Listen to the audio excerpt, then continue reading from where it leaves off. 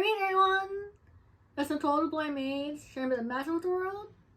And today I'm doing my video for AWC 2023 called A Character's Voice Through Poetry. As many of you know, being on my channel, or those that will stutter that are new, I do a lot of videos where I do a poem as well as a song correlating with that poem. And these poems are usually a reflection of a character that is from media, either from books, anime, movies, or cartoons.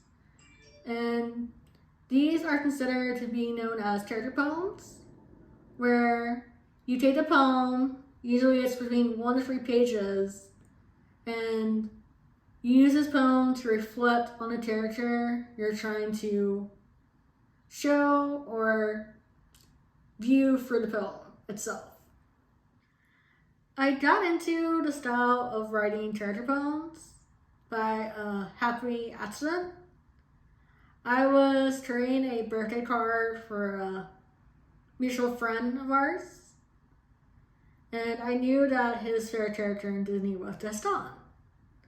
And due to writing poetry, I decided it'd be fun to write a poem for Gaston, showing why he wanted Belle and why he didn't understand why his obsession with her was a bad thing. Play on the idea of him being a hero and not the villain. And I got a really fun reaction from him.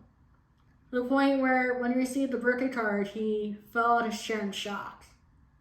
And that was really the inspiration for me to keep trying my hand at this writing until I almost had a collection worth sharing with the world. For this video, I'm going to use my poem, The Sea Witch, as an example to help make it more clear of how to write these poems in case you yourself want to try a hand at it. So The Sea Witch is an interpretation of Ursula from Little Mermaid. A lot of people usually have a favorite character or hero villain that they get to know and fall in love with when watching either a movie, a cartoon, or reading a book, because they have a long time in order to get to know the character, learn their flaws, learn what makes them human if they're animated, what they like and dislike about the character, etc. But with a poem, you don't have a long time to showcase the character to the point where a person can read a poem and automatically know that's who you're referring to. So the first step to writing a character poem is easy, picking a character. So a lot of people know that Ursula is a sea witch from Little Mermaid, and that she is the villain that wants to steal the throne from King Triton. However, that's not really a lot to go on when writing a poem because you only have a few details, which is where research comes in. For researching Little Mermaid, the movie, the animated series, which was a cartoon, the Broadway interpretation, as well as a few books retelling the tale of Ursula, a few things were stuttered. Some of the most important things I focused on in my poems were facts that aren't well known. For example, Ursula is actually the older sibling of King Triton. So technically, she should be the ruler, not Triton himself. Another fact is that Ursula and Triton are only half siblings. They have the same fathers, but they have different mothers, and that is where Ursula's magic came from. It came from her mother, and also what's real in the second Little Mermaid film is she had a sister who also had magic, but wasn't as adept as Ursula, and therefore wasn't as beloved by her mother as Ursula was. Another thing I focused on was the fact that a lot of people saw just from the films that Ursula was fixated on revenge, not caring about using Ariel to her advantage, or using an Ariel as sacrifice. But a lot of people don't think inspiration around that time period was that women were rather seen but not heard. And that a lot of times in ruling families, male heirs were considered more powerful or more worthy of the throne than women, because women were most seen as a bargaining chip or a peace offering for our kingdoms and nations. Once you have the idea down of either the situation or a theme that's not well known for the character, now let's move on to the harder part for poetry, which is writing in the character's voice, which includes more research so you can learn more about their tone of voice, their dictation, phrases or words they're known for, as well as their pronunciation of words. For example, if you're using a character that had an accent, you would want to look up how the spelling is for that country origin compared to the English language. Another part of speech you want to look into is if their nobility, common, or poor, and what their education is. For example, for Ursula, there are times where she uses very descriptive or words that seem intelligent, but not of a person that has high intelligence. For example, for Ursula and the song Poor Unfortunate Souls, when saying how human male prefer to women, she mentions body language to take that their attention, where a more high-level intelligent woman would say a woman's physique, showing that she does have some intelligence, but I wouldn't say genius level intelligence. You also look into how other people perceive them and treatment of society towards them.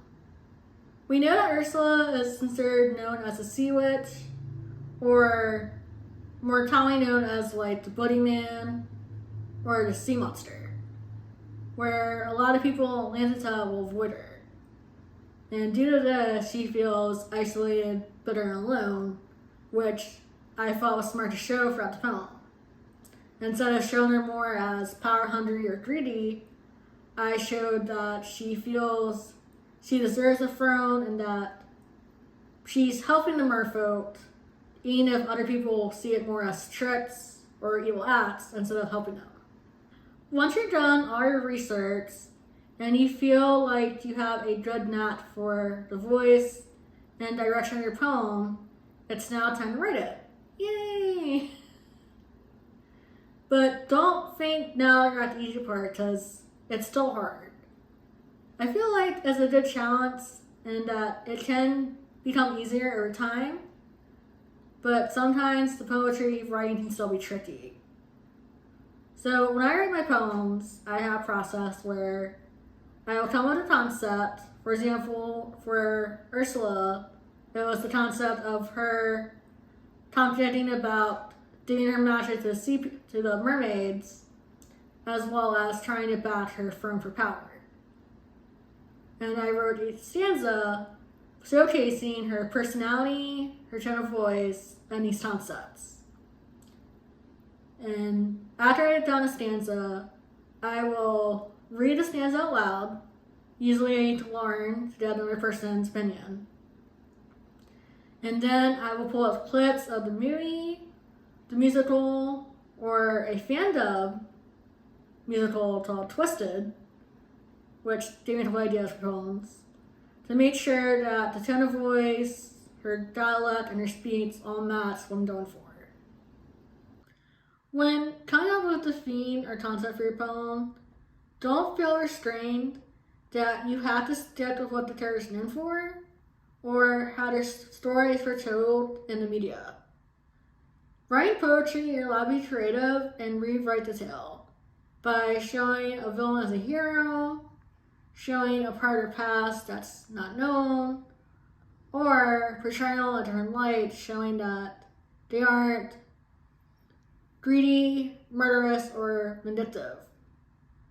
I wrote a poem for Jafar because I found out that, like Aladdin, he was also a street urchin, where he was an orphan that grew up on the streets, but he learned magic and tricks to get to the point of World Vizier. However, in his poem, I don't show him like he is in the film. I show him at a younger age before he went to the palace. Once finished writing the poem, I like to get in character, either by acting out a scene from the movie or musical and then reading the poem, or singing one of the songs. That way, I'm what's considered to be cosplaying as a character, which helps me get more in touch with what I'm writing and helps to make sure that as Ursula or as any other character you're writing for, it sounds like them and not like a fan writing a love poem to their favorite character. A thing to consider is if you write a poem and you don't like it or it doesn't match the theme or the character, do not throw it away. Poems should always be rewritten or edited to fit another theme, another character, or another style entirely. I don't think you should ever throw away something you've written because your inspiration was there. It just might not be for what you're going for originally, but it can still be used in the end. An example of this is I'm working on a book called Disenchanted, which is where the Sea Witch is going, among other poems. The poem was Jasmine, but I didn't like how that was thrown together, so I ended up dissecting the poem and used parts of that poem for Jasmine, Jim Hawkins from Treasure Planet, and Merida from Brave. So to give you guys a good idea what a character poem sounds like, I'm going to read The Sea Witch, which you can also find on my YouTube channel with the song 4,400 Souls. Afterwards, if you guys have any questions, Q&A will be open. And if you want me to look at your own poetry and give you critiques or comments or ways to improve it, you can send your poems at NicoleWheatley09@gmail.com, or you can message me on one of my social media links. The Sea Witch. Humans always wonder what life is like beneath the waves, dreaming of a magical world full of merfolk. Oh, how delusional humans can be, not realizing how alike we are, men in control, while women bow to their every whim. Rebellion leads to isolation and the loss of a throne, forced to hide in the depths of the sea, becoming the mermaid's boogeyman.